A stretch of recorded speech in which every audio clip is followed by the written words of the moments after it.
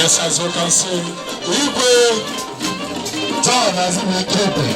And Igbo break it to my. Yalla Igbo break it to my. Yalla the other Igbos from our neighboring community. I will not have the winners of politics. I will still mention their names.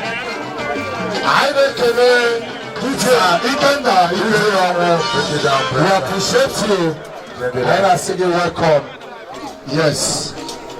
I am Tigwe, Nandi, Red Captives. I Duka Aila Labata, our Igwe and the entourage. DJ Bobby G, a powerful song to welcome them. Ihila, Iseku Kwawo, Abatago. Yes. On this, Lagasa Hakele. The Royal Highness Igwe John Azubike Igwe Yara Igwe Great Ituba Afrapulatombo. Yes. Ego Agaja Nabata Igwe Nozo Polite. Yes. Aina Batata Igwe Ebidoze Memme Official. Aina Kene Sunny Best Igwe Zudo.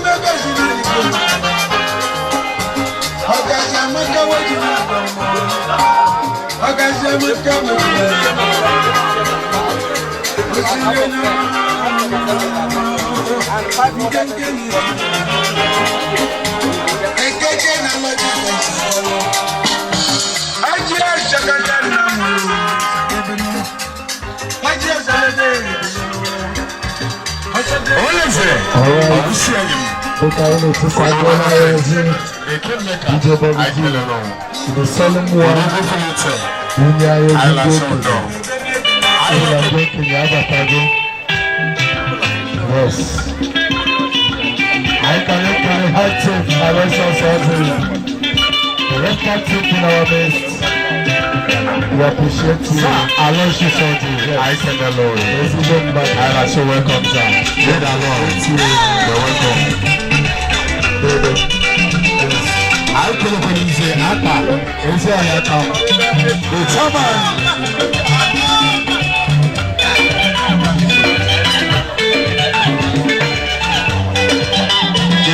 the presenting unit club. I am so baby. You're welcome. Engineer. Baby, I am Balo. I am so no.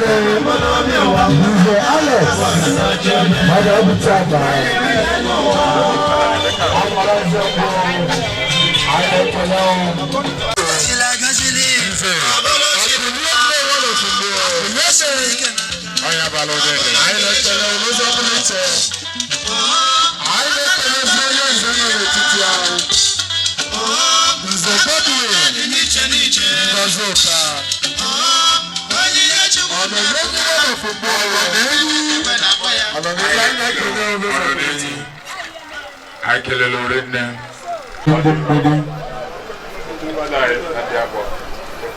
Fortune, I got a temple. Even Diabo. ọjị na-ejezi na tebụl ndị Igbo ndị ụmụnne anyị ọjịrị agazi ikpe ekpere ọjị onye ọbụla wofe okpu anyị kelere Chineke Chukwu Nna Chukwu Nwa na Chukwu Mmụọ Nsọ ọdụ kelelu ka anyị na-akpọ ka ugbu anyị nyewe ekele n'otuto ruru n'ụbọchị nke taa ndị isi mgbe ole eze ndị ezigbo mmụọ Chineke ji arụ anyị ebe anyị bụ mmụọ anyị na-akpọkuru ekele ụlọ na ọrụ ọma niile ụlọ arịrị ebe anyị nakwara isi anyị naghị ezukọkwa ahụwa n'ike nkewu n'etu ị na-emebe anyị na-eme ahụ niile inyewe ekele n'otuto ruru n'imerụta anyị dị ndụ n'ụbọchị nke taa nwee ike ime emume anyị bịarụta igosi ụwa niile ihe eji mara ugbu na anyị na-ekele ụdị enwere nkwa ụbọchị a na-eti ụlọ aka na-ekele ụla ndị ụmụlọ anyị na ndị enyi anyị ndị imerụta ha dị ebe udo na ọṅụ anyị na-eti ụlọ ha n'eka ụkwụ ọma kpọrọ ha n'ụbịa kpọkwa ha n'ụlọ anyị na-ewere ibe anyị ugbo ole ese na-eti ụlọ aka na-asịta ịlụrụ ala ebe ike n'ibe anyị nakwa ebe niile ndị ibe anyị nọ nwere okwu isi n'ebe anyị anyị sịrị ọ na-adịla anyị ma na eke ọ na-adịla anyị ma na orie ọ na-adịla anyị ma na ahụ ọ na-adịla anyị ma na nkwọ onye kpụrụ uche ọma ya gazieli onye kpụkwara ya ji uche ya na-elọ ide anyị sịrị ibe anyị na-adịwa mma o ndị isi mgbe ole sa ya eso okwe tapụ ụlọ mana ihe anyị ejighị ozu ụlọ ide mana ntị ya ka niile eji ihe anyị ejighị ozu Chineke lafe gbajie ya n'aka Jizọs Kraịst bụ onye nwe Igwe kweta nka Igwe Greg Tuma ahịa kpela ekpere ọjị Igwe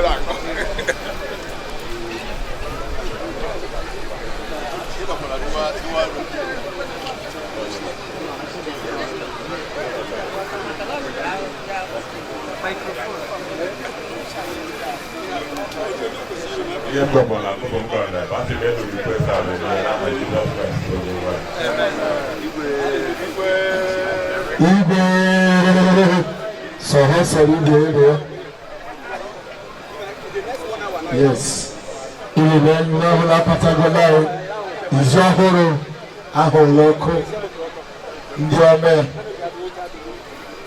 anyị na-anabata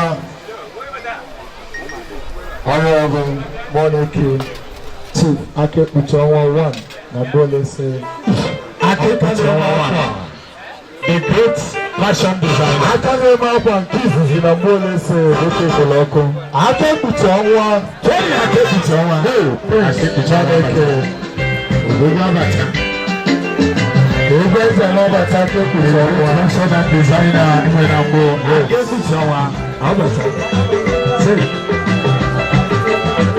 one time say I'm good. Come on.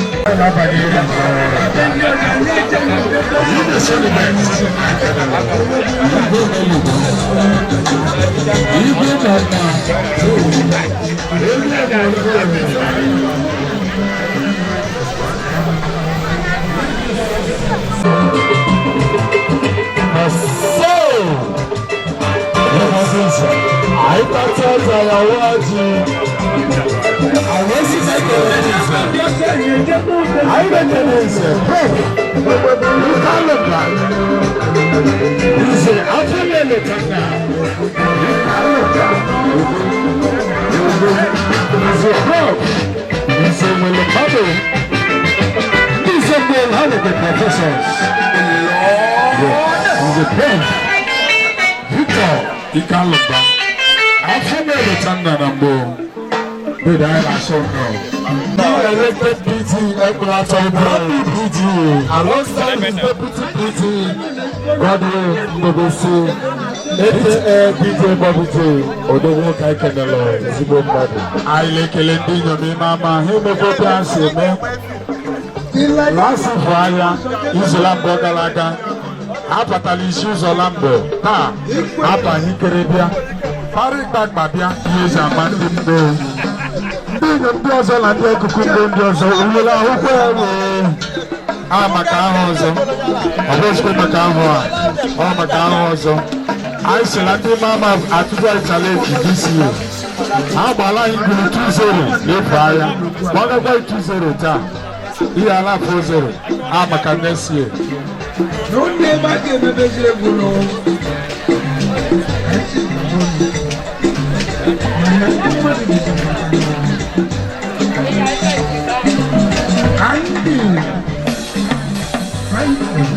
anyị ekelekwa onye nze agbara nze the president general ndị nze anyị ekele dede onye abalị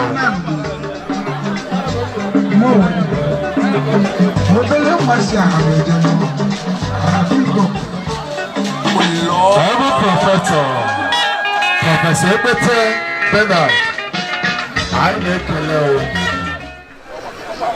ihe dị n'ihu n'ebe bụ ihe ụmụnne anyị isi ugbo kpatara anyị mee ụlọ niile chaiworu tinye aka n'ihe niile anyị na-eme kọtakọta ọchị ya na-ewe anyị na-aga ọha ọdịrị anyị si mmaji kwuru mmaji n'ebe ọbụla ha si wete ha si nekwote ha siwo ọbụkwa taa aba ebido rikọta anyị nyekwede erikọta na-aga wetekwe na ọ na-aka mma karịa taa na aha Jizọs Kraịst bụ onye nwe anyị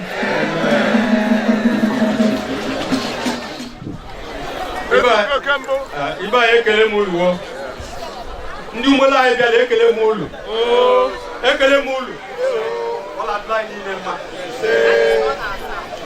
ọ bụkwa dị generation bidoro ihe afọ ihe nna nna anyị akala ebe anyị na-eme sọbụrụ ọ bụghị anyị lụrụ bụkwa ekwula mmiri gaa hụ mmiri ile eme nlekwu ọ bụ anyị ọ bụ ekele m ulu ulu mere mama ma otulu si bịa anyị ahụghị ihe wetela anyị otu ahụ si wete bụ otu onye si da-amụba siri mgbachi nkịtị si da-amụba otu ahụ ya onwe mgbe ọ na-akwụchilete anyị lụrụ jede eme ọrụtụla anyị hụrụ anyị na-eme anyị mechakwa anyị ha ndụ obatụ ụmụ anyị maka na ihe nna anyị ha ndụ obatụ ọs anyị ekele m ugbo okele lulu nkelite alụ ụmụ ama anyị nabata ihe niile Chineke gozie ulu. Thank you very much. ụmụnne anyị ndị Mgbowo na-ese anyị ekele unu ihe anyị ji bịa bụ etu anyị na unu si dị bido na mgbe ochie onye na-etolite n'ugbo a na-akọrọ ya maka ugbo ọ kwetu anyị ka anyị na-akọrọ ụmụ anyị ụmụ anyị ga-akọkọrọ ụmụ anyị mgbe ọ bụla unu kpọrọ nna anyị anyị kọrọ nwere ka a ga-esi mee ihe a mgbe ele n'ụka nọ a na-eme etu a anyị pịa o nwere ga-eme ka Mgbowo na ugbo mụ na ekpuru akpa gbaa na ude ode akwụkwọ ihe a ga-eme ka ugbo na Mgbowo n'ụwa onwe n'emume ahụ elenụ kasị onwe ekwe ndị nke be anyị wee sị na ama anyị dụkwana ka anyị ahụ tiku anyị ga-abịa anyị tiku unu bịa. We are recognizing and welcoming the presence of the day mayor.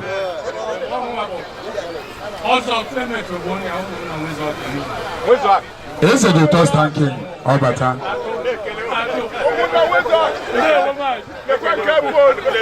The deputy local government chairman Awgu, the mayor Obata. All right, the mayor and his entourage. I am Obata, Honorable Stankin Uchenna Ezebeka, the deputy local government chairman of the local government area. I am second now. Ezebeka Stankin, the mayor and his entourage. The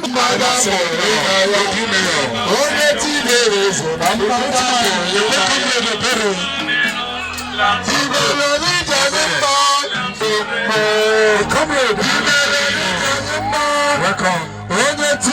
eze na mmadụ apụghị n'anya. Onye ti mere eze na mmadụ apụghị n'anya. Onye ti mere eze na mmadụ apụghị n'anya. Ibara dịdị anyị mma mgbe ọ nọdụrụ Francis is here. This is our Dimero. I don't know about how we are going to do it. How can I say it? I don't know about Alpha Francis. JP knows that they I got a second. JP is a bulletin. President Abba is your mother. I don't see what this is.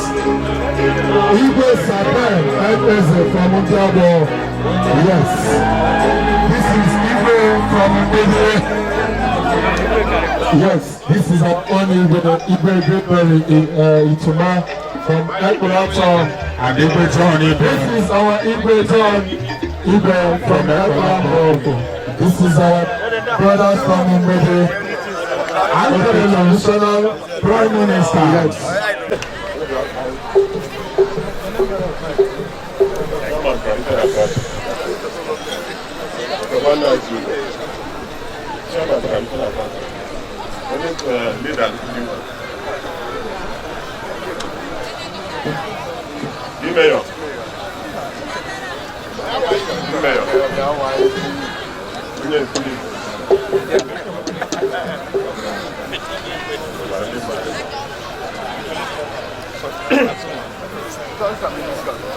Yes, L.GA is a lonely beta. Okay.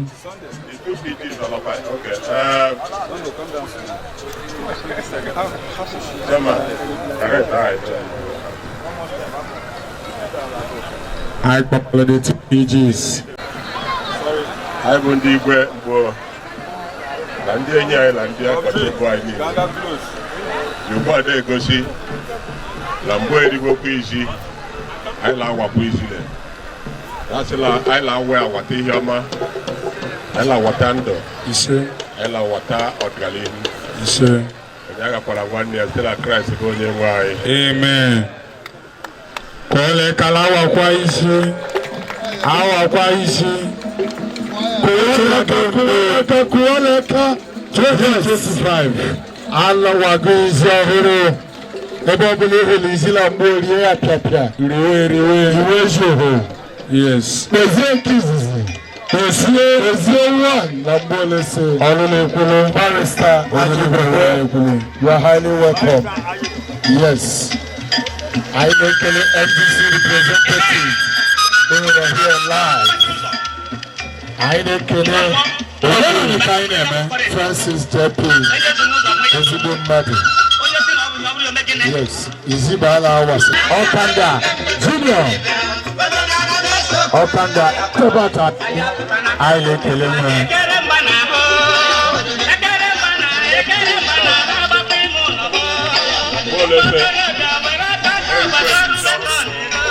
DJ 1 minute.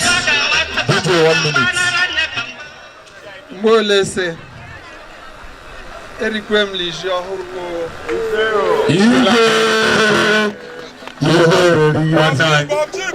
Molese.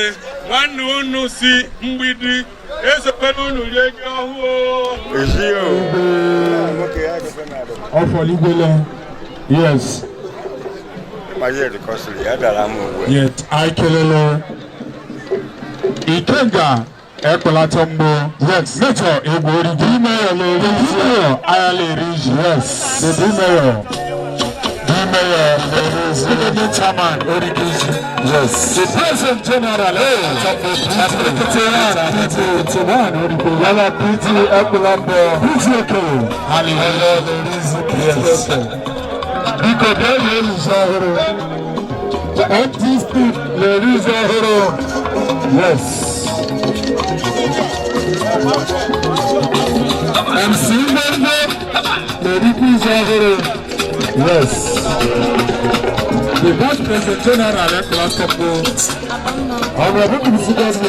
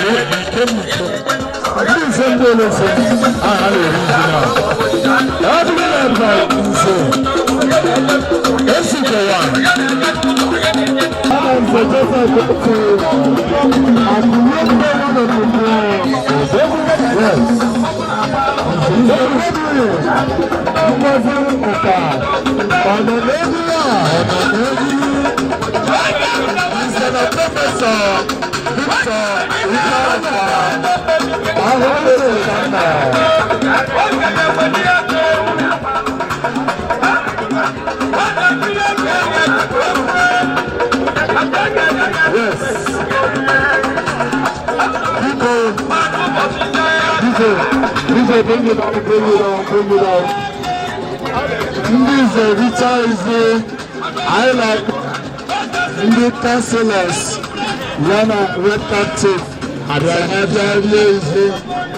councillors and red captives. Yes, I can be mayor. President Mother. Then I come with Francis Abba, Jackie, and mayor to your government. I can be why was the baby? Come I can yes. And these are the two. And the councillors are here. That's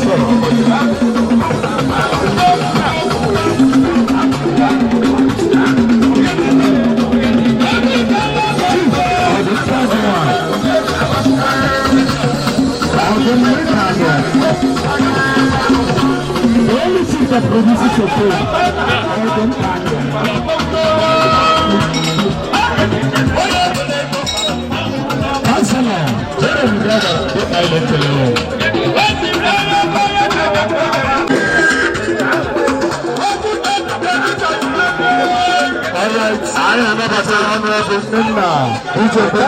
bring it down. President, bring it down. Mgbowo, bring it down. And I bet I can make it mayor. Mgbowo, bring it down. Mgbowo. The unique club, the unique with the club. All the Hawale cultural day since the unique group and the unique club because almost this Zeline will have the unique. I tell you about the Mgbowo global community.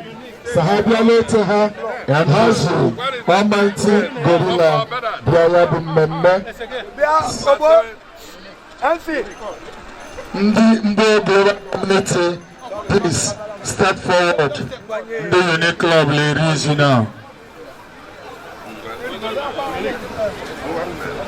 Gorilla unique killing Professor Bernard Ekpete. Unique Emma Bamalo. Unique Alex Akpa. Unique Prof Victor Ikalomba. Setipo Akpa. Unique Peter Ama. As far back as 1982, with Dr. David revival.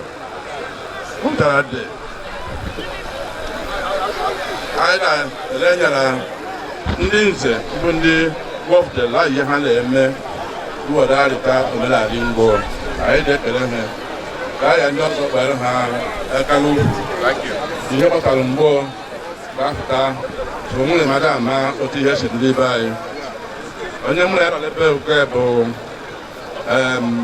mba mmadụ na-abịa bụ prezidenti anyị na unik ndị anyị nọ n'ebe bụ ndị unik ọta anyị jide arụkọ ụlọ akwụkwọ dị nwe ha gbanwetago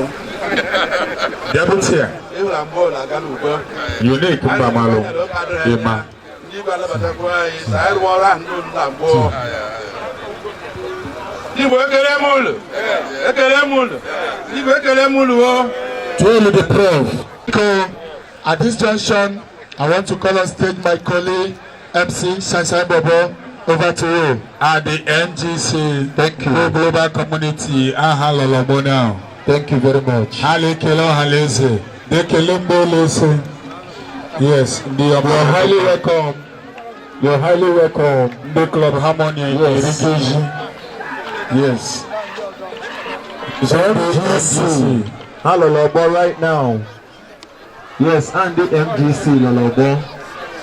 Mgbowo Global Community. Lolobo now.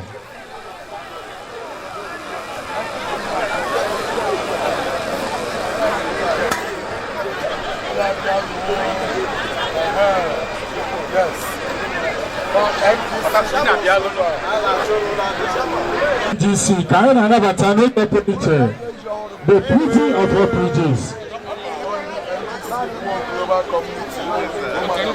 PG of all PGs in Enugu States. The PG of all PGs. General. The President General of all PGs in Enugu States. I know, second now. You're welcome. The PG of all PGs. The President General of all the President Generals in Enugu State. I know, second now. Honorable PG, you're welcome. You and your entourage. And the MGC. PG of all PGs in Enugu State. Number one. The number one of all the PGs in Enugu State. Of all the PGs. The executive PG of all the PGs we have in Enugu State. Classic PG. You're welcome, sir. Celebrity PG. Celebrity PG. Young PG. Who will check out? Man pass man. PG pass PG. And Haiti Arise Obodo. PG pass PG. If this is about, if you don't see your boss, you don't respect your boss, what do you pay? Make PG with a vibrant action. Celebrity PG. Vibrant days. When you look at the PG, if you're PG again, your face show your face. A modern PG that bring a modern development. PG, the latest. The fresh PG. We are very happy to welcome you. Yes, you're very happy. PG of all PGs. The PG that represents all the PGs we have in legacy. No legacy, they are the LG. And the Mgbowo legacy that be original. Yes. The young PG. The young PG. The young PG. I am second now. PG, Pitama, Obodo. Everyone I go now. The PG of all PGs. They get out here, bro. They do mayor.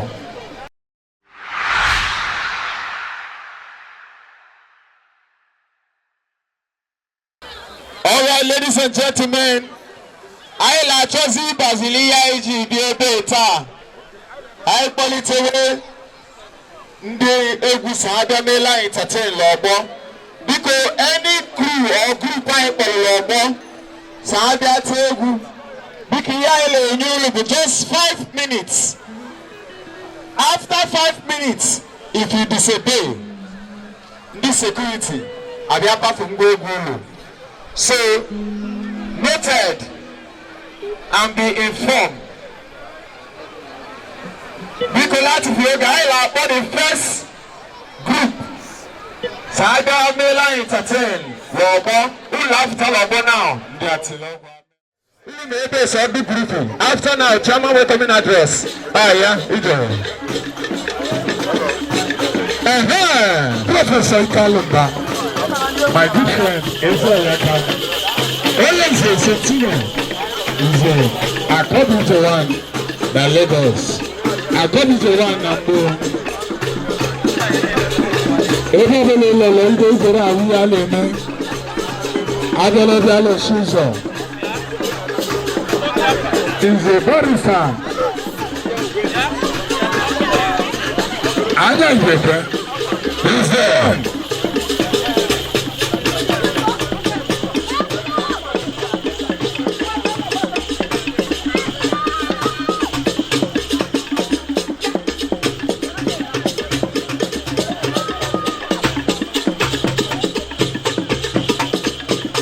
Atilogwa Metambo, the patron General Azuka, the People's General. All Yala Homa Katilogwa. Actually, to a General Azuka in the Halloween Scholarship.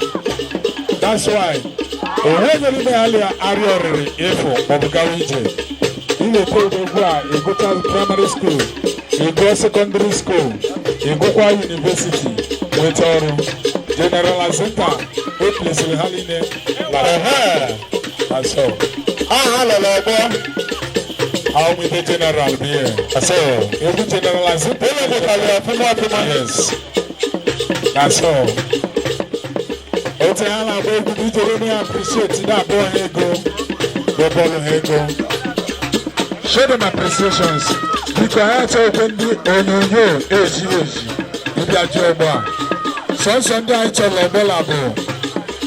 Listen, on behalf of the community, Yabundi NTA, hallelujah. I like Leha, Marola Bataba, Ndile people on behalf of Adambo, Blinks Media, all of them. I like Leha, Cavalo, Adambo.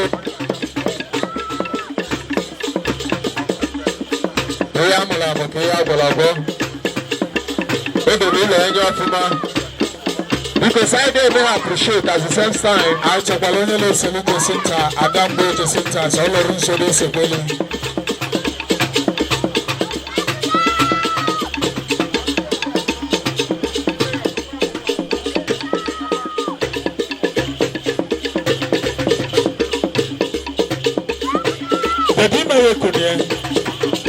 the first tanking. Our comrade Agba, Jeffrey, Francis, I understand Deme. Yes. Go in official. I am Bob PRONDAGU. Is the first tanking. We may appreciate.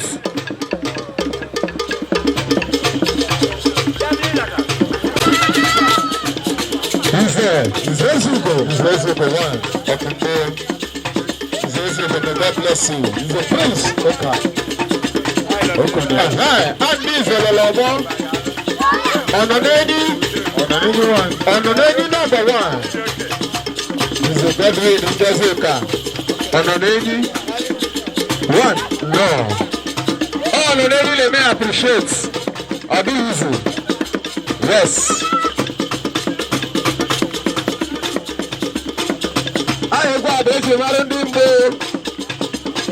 Everybody Igbo. Oh yeah. Chief Anthony Kama Kitty King. Really Kitty King. You're welcome. Chief Sir Anthony Kama Kitty King. Oh yeah, the level. There.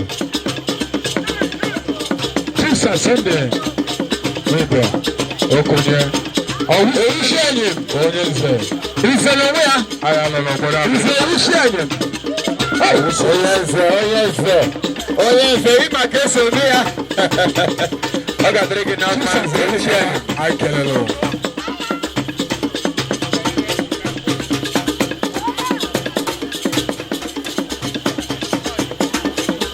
Camps Foundation. Chief Anthony Kama. The Camps Foundation. Hey, Lolo. Ibale Yelundu Marika. Adi and Ibale Yelundu. Lolo Honorable, the Alu. I can leave the wine.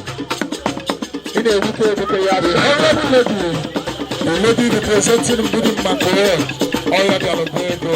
The honorable councillor. Yes. I have the Alabego. Honorable Councillor, I see them now. Abba, the chairman representing Unit Club at Lapta Lobo. Etinia, I show now. Celebrity Nze, Abba, Onye Nze, I like hello. Edu fresh, Chilenya, 1,000 I like hello. At Nobu. Amen, Adela. Sa ike dikeri ọrụ ọchị. Alhaji Naira. Alhaji Naira. Oyeze. Oyeze. Nínú kèsì àwọn èdè mọ́ni. Alhaji Naira. Alhaji Biano. Alhaji Biano. Nínú sáìdá. Anyị nọ gị n'azụ. Alhaji Naira. Alhaji Naira. Alhaji Naira. Alhaji Naira. Oga drink number. Alhaji Naira. Oga drink number.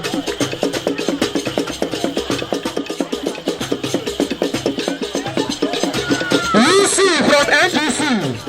UC what you can. UC Biano. UC Biano. UC Biano. I'm in Zoka. UC Biano. UC Biano. Really like I put it over the jumbo. Ebola, I tell you, I'll be Ebola, what do they say that apple? The greater television, there's a window. There's a window, there's a window in there. There's a window, over the shoulder. That's all, over the shoulder. There is a window.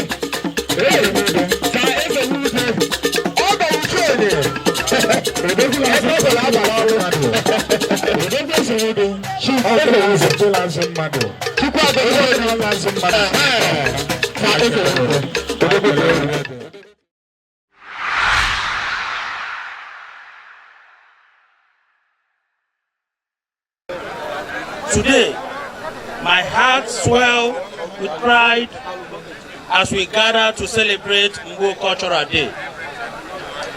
A day that reminds us of who we are, where we come from, and the value that bind us together. As a son of Mgbowo and your representative in Awgu local government, I stand here not only as deputy chairman, but as a brother, son, and friend who share in the joy, heritage, and unity that define our great community. This celebration is more than colorful attire, traditional dances, and delicious meals. It is a reaffirmation of our identity, a preservation of our culture for generations yet unborn, and a call to remain united in purpose and progress. Let us use this day to deepen our bonds, support one another, and work in hand to make Mgbowo a beacon of peace, love, and development in Awgu local government and beyond. From my heart to yours, I wish us a joyful celebration, long life, and the continued blessing of our ancestors.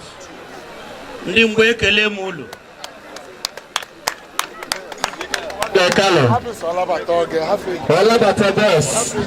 My chairman. Chairman, welcome, sir. Chairman, welcome. 001 of the local government. Welcome, sir. 001. Sir Uchenna Joseph. You're welcome, sir. 001 of the local government. Please, the arrival of the local government chairman, the mayor himself.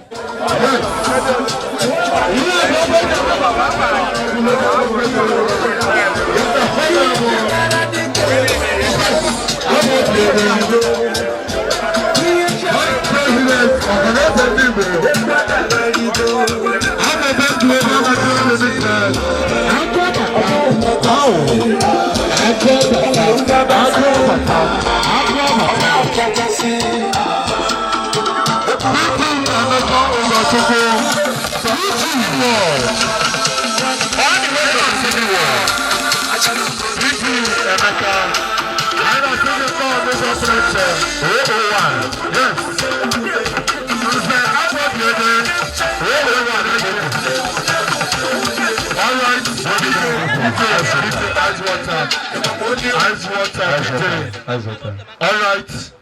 This Egwaja is set. Welcome address. Biko, ada bondi ozo. Duka ndi Egwaja lete. Abondi ozo. Habiakwe halazo. Saibidolu. Ndi Egwaja, your time is now. Olule bido zibo, no waste. Ngwalu, let's go.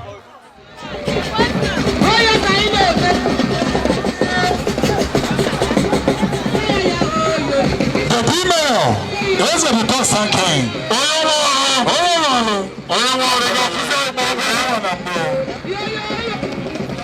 Those are the dogs sanking. The honorable email. Odogu Yamidana saying, the soul. Odogu Mojo Chamber. After Bafogro email, after Molotana. Odogu email. The honorable email. Yes.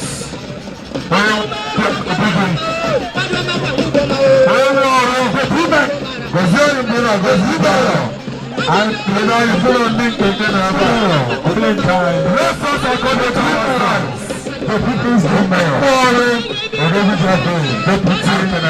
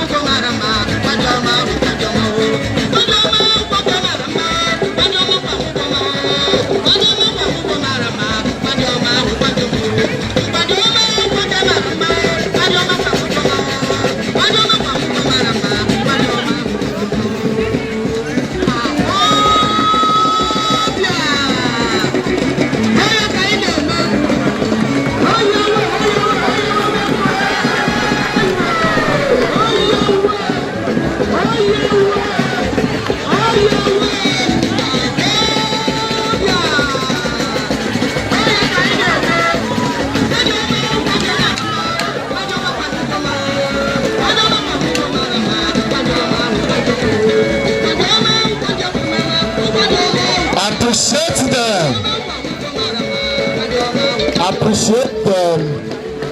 Yes. Appreciate them. Appreciate them. Appreciate them. Appreciate them. Yes.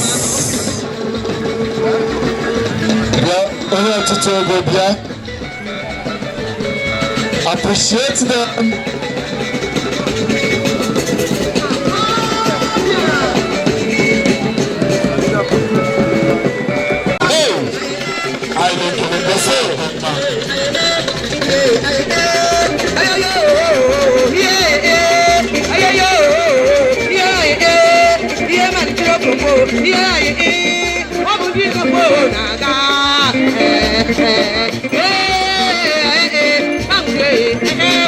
Yeah.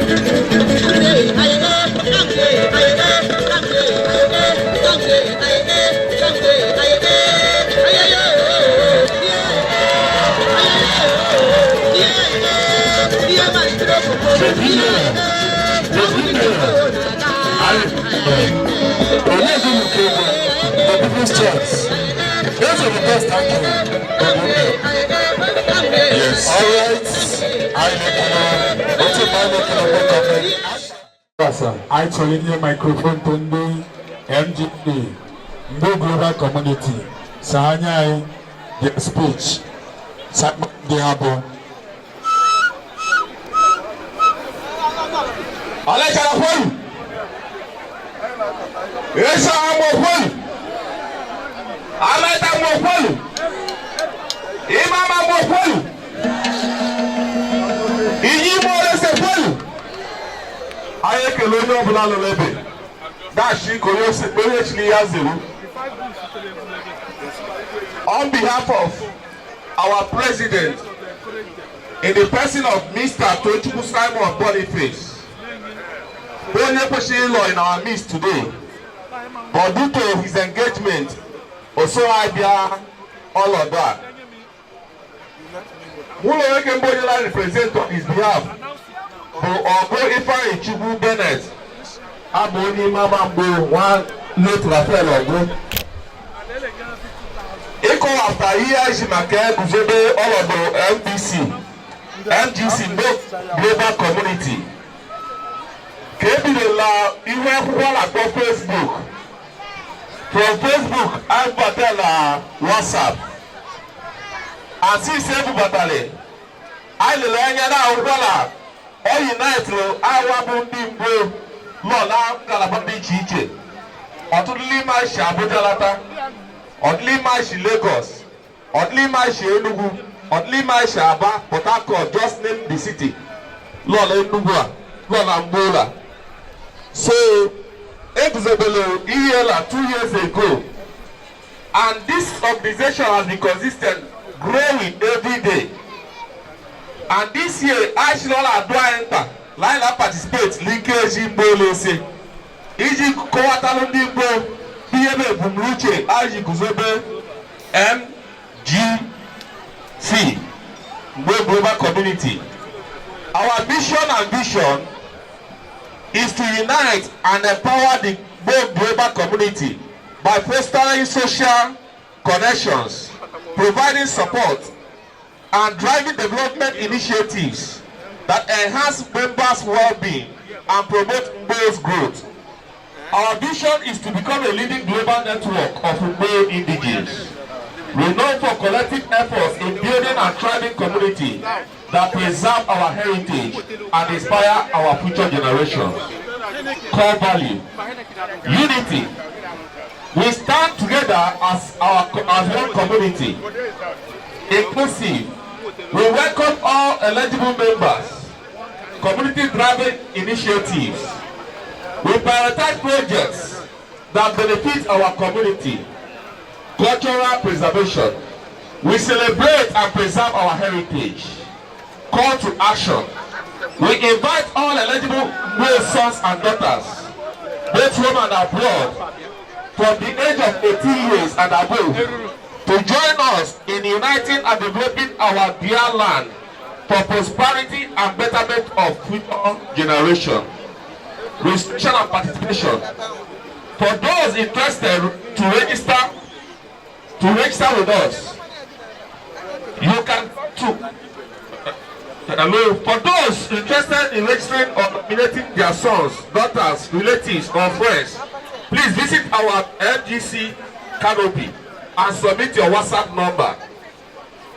Our activities are primarily online, making it possible for anyone worldwide to join and feel connected to Mgbowo. So this is our sole aim in establishing this particular organization called MGC. So all you guys say we opportunity to call out Odobulabo Mokalimbo. Mgbowo la mashi.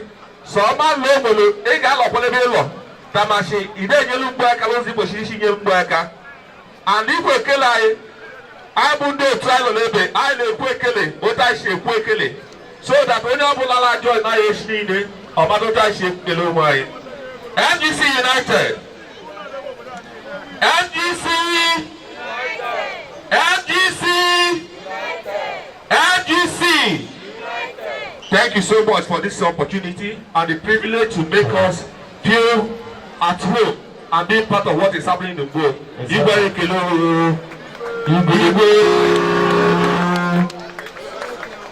All right, I like the MGC Mgbowo Global Community.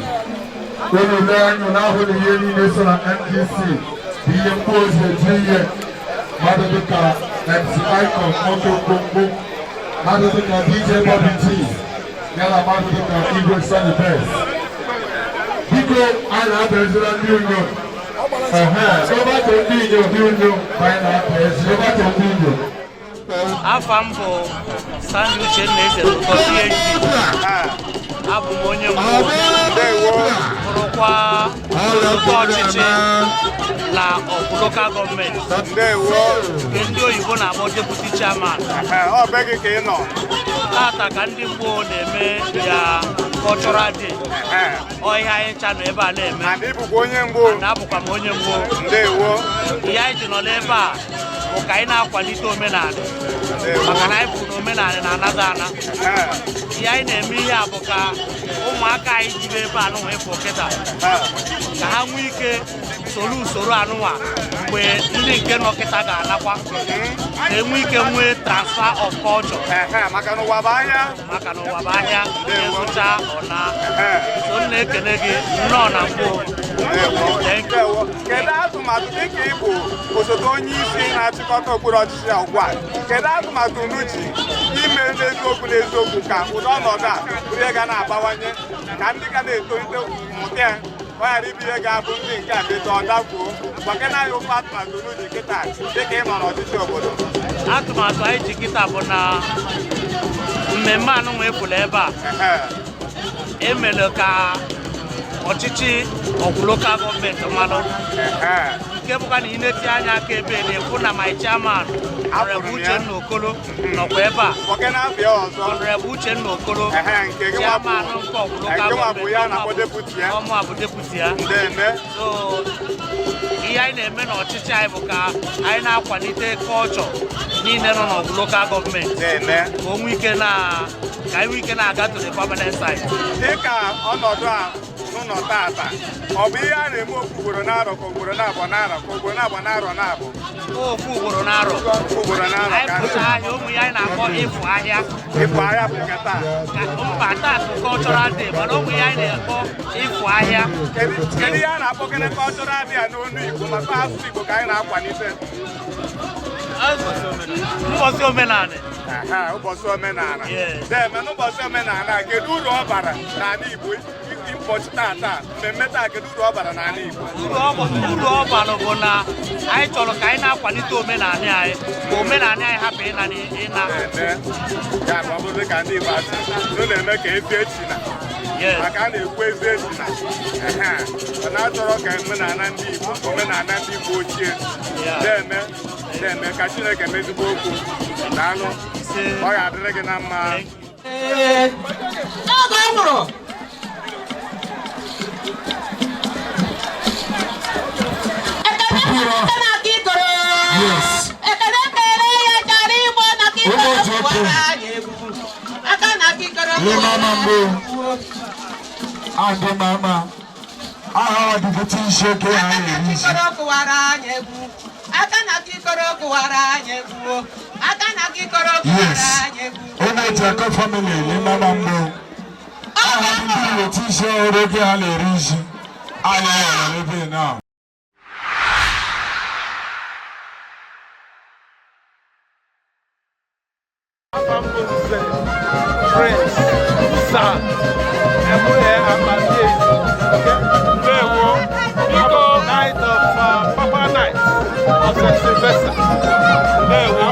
Principal Emeritus of Nigeria, the only one in Enugu State. Ndewo. Biko, kedu afọ a na-akpọ emume a na-eme taa? Cultural Day. Anyị na-abịa echete mmemme a na-eme n'obodo anyị. Anyị na-eji echete mgbe anyị jigo iri ji na n'ebe gbata iri ji anyị. Anyị mesịrị iri ji, anyị na-aji, anyị ewelu Cultural Day wee mechie ya wee kene onye ọbụla. Kene Chineke, maka ọ Chineke ka ihe ọbụla dị n'aka. Na anyị nọ ndụ tata bụ Chineke, na anyị bịa rie oriri a bụ Chineke, ma na anyị nọ ndụ eme mmemme a maka Chineke. So anyị ga-emechi iri ji. N'asụsụ Igbo kedu ihe a na-akpọ ya n'asụsụ Igbo? Asụsụ Igbo ihe a na-akpọ emume a ife a na-akpọ maka ọpụtaga afịa ife anyị na-akpọ ya cultural day. Anyị na-abịa ile mmemme anyị ife anyị ji bụrụ ndị Igbo sọnsọ anyị na-eme ife dị mkpa anyị na-eme iji gosi na anyị nchapụ. Ndewo, kedu atụmatụ n'uche ime ka emume a ka ụmụaka na-etolite wee sonye na ya ka a ga-abụ mechaa mgbe ha tolite ha nwekwa ike na-eme ya ka ọ ghara ichi emume a ghara ichi unu n'aka kedu atụmatụ n'uche efe ụmụaka juru ebe a ndị egwu niile efe ụmụaka juru ya efu ndị na-eti ịgba ụmụaka anyị ga-na-egosi mba mmemme anyị wee na-afụ na anyị nyocha wee naba mgbe Chineke gwara anyị na ụmụaka anyị ga-ewu ezigbo otu a na-eme ka ife a na-aga n'ihu atụwata ya ga anyị ga-ekene Chukwu ị na-anya ka ya ụmụaka juru ebe a na nke a wee gosi gị na mmemme anyị onwere ife ga-akwụsị ya n'ọsọ Chineke anyị mana Chineke soro ife anyị na-eme n'anya. Ndewo, dịka ọ dị n'omenala Igbo kedu uru emume a unu mee taa na-aba? Onye ka m kwadoro ya ife ọ na-agbawu na ife ndị oyibo na-akpọ continuity a ga na-emie afụrụ anyị a ga na-emie a ga na-egosikwa ndị mmadụ mmemme anyị a ga na-agwa ha ihe dị mkpa ha ga na-eme ọraide speshal igosikwa ife ọma ha ga na-eme ka obodo na-aga n'iru. Ọ nwere nsọ anyị na-asọ ọ nwekwa ife ọma anyị na-eme anyị na-ejikwa na-egosi na anyị nchapụ na onwere ihe kewara anyị. Ụfọdụ obodo anyị kpọ tata ndị Ugbo anyị na famụ nwanne nyekwa ndị mgbidi anyị kpọ ndị mgbidi ha bịara ebe a anyị kpọbụ igwe ndị agbọ ọ bịara ebe a ha ncha na-egosi na anyị nchapụ anyị na-egosikwa na ụfọdụ ife dị ka nwanne na nwanne ị na-abịakọta ọnụ ka anyị na-esi ya kpata anyị ji aga ebe ọbụla wee na-esi na-ekwe ife anyị bụ na ndị ọma anyị na ndị anyị nafa na-erikọ na ndị anyị nafa na-erikọ ịnọ mgbe igwe efu na-esi na onye Ugbo ama na onye Mgbowo nke nọife dị na otesi emie ha nna anyị fa na-emie anyị soro nwa na-emie anyị na-agosikwa ụmụaka anyị na n'otu anyị si dị na fa na-emekwe nke a ọ ga-adịrị gị mma. Ndewo, dịka ọ dị emume a ọ bụ ofu mgbe na-arọ ka a na-eme ọkụkọ na ofu mgbe na-arọ emechara apụrụ afịa ma ericha ji mgbe anyị na-eri ji apụrụ afịa anyị eme ya nke a gosiri na anyị emesigo afụfụ mgbe awara ji ndị Igbo rie ya ọ na-egosi na onye ọbụla kwesịrị idozie nwere ohere ije rie ji ịgbata ji iri ji ọfụ mana ọ bụ na emere onwe ka ije rie ji ọfụ maka ịbụ onye Mgbo so anya na-egosi ihe dị na Prince of Igbo, the biggest prince.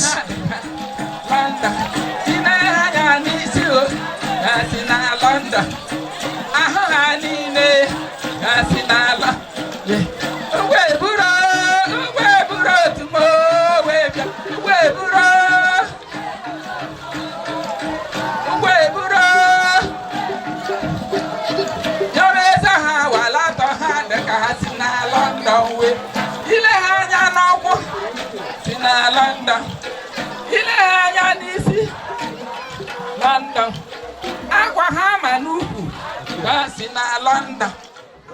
Abụ m barịsta anyị bekwe kwezie Mgbo onye nze. Ndewo, kedu ọbụna bụ ihe mmụta ndị mmadụ nwere ike ịmụta n'emume ahụ mere taata? Iji bụ ihe ajụjụ nyere ndị Igbo nsọpụrụ. Iji bụ ihe ede n'ọganihu ajụ mara ndị Igbo. Mmemme anyị mere taata bụ ka Mgbo kemgbe ọbụla ụmụaka Mgbo na-apụ o nyere ikike ebe ọbụla na-aga ha nwere ike rie iji ọkụ. Nke bụ abụla ihe nso iji so ọganihu so ụmụ so ihe ọma niile ịbịa. Ihe anyị mere taa bụ ihe ọma. Ihe ọma ka ọ na-egosipụta. Ihe ọma ka ọ na-egosipụta. Sọla bịara Mgbo mgbe ọzọ anyị ga-eme aha ọzọ na-abịa ka onye ọbụla dị ndụ ụmụ ihe niile na-aga mma mgbe anyị ga-abịa nga mgbe ọzọ aha ọzọ na-abịa. Ya bụ emume a bụ ofu ugboro ka a na-eme ya n'arọ ihe na-akọwa. Ofu ugboro ka a na-eme ya n'arọ. Kedu atụmatụ nwa bụ ndị okenye ji ime ka ndị ga na-etonite nwee ike kwado ihe a na-eme ka a ga-abụ mgbadaba ha ka ha nwekwa ike emume a na-aga n'iru mgbe ụnụ ga-akaba nkụ na-ama emenwu. Kedu atụmatụ unu ji maka nke a? Nke mbụ bụ na ụmụaka na-abịago kịta ụmụ ndị Thailand ha fugwe ihe anyị mere taa. Ekpere anyị nke izizi bụ ka ha mee nke nka nka ha ruwe omenala amaka ha ji ruwe omenala n'isi soro ndị okenye nyere ha nsọpụrụ soro ha dị aga n'ihu ụmụaka nyekwa ha ngozi omume ata bụ anyị nyekwa ha ngozi na anyị agakwa n'ihu ga-emekwa ihe ọma anyị na-eme. Dịka ọ dị ọbụnadị kedu uru emume a unu mere bara nye ọbụnadị ana Igbo niile maka na ama na Igbo niile bụ ofu. Nke izi bụ na ndị mere ebe a buru ibu. Local gọọmenti chairman bịa onye Awgu deputy bụ onye Mgbo o nwere ndị ọrịa ụbịa achịcha mba iche iche ha fụgo ote Mgbo si eri iji ọfụ. Alụ mere ọ bụrụ na nke ụta isi mee dị mma a na-achịkwe eme ihe metụrụ ụta isi eme karịa anyị.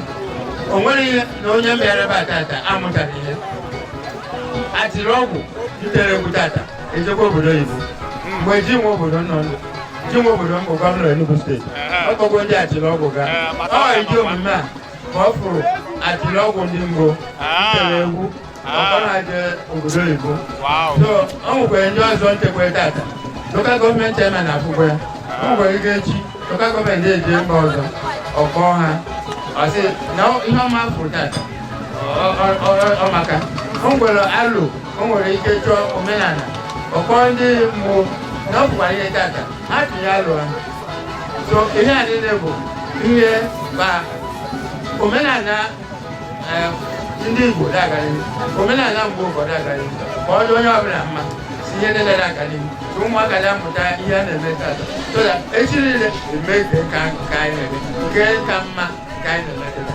Ya bụ kedu ndụmọdụ na nchịkọta oke ndụmọdụ ị na-enye ndị na-eto eto gbasara maka ọnọdụ a ka a ga-abụ ọnọdụ abụrụ ihe na-aga n'ihu n'ofu nkenke okwu kọwata ndụmọdụ ị na-enye ndị na-eto eto ka nwee ike kwado ọnọdụ a ka ọ bụrụ ihe ga na-aga n'ihu. Nke mbụ bụ na omume a ga-ejisi ike omenala amaka a ga-ejisi ike jide omenala omenala na onwere ebe ije bụ nke Ghana ife obe ndị Igbo na-eme omenala ije London ife ebe na omenala amaka ihe anyị na-anyụ ha bụ ha jisi omenala ike nke Igbo bụ ha ruweru nne na nna isi ha dobere nne na nna ha isi omenala ihe omenala isi gere aga n'ihu na omenala na-enye ome onye ahụ anọ n'udo ome onye ahụ ọ dị-aga n'iru ome onye ahụ adịghị onye ọbụla ezigbo echiche ọ ihe anyị na-ebe anya ihe anyị na-akụziri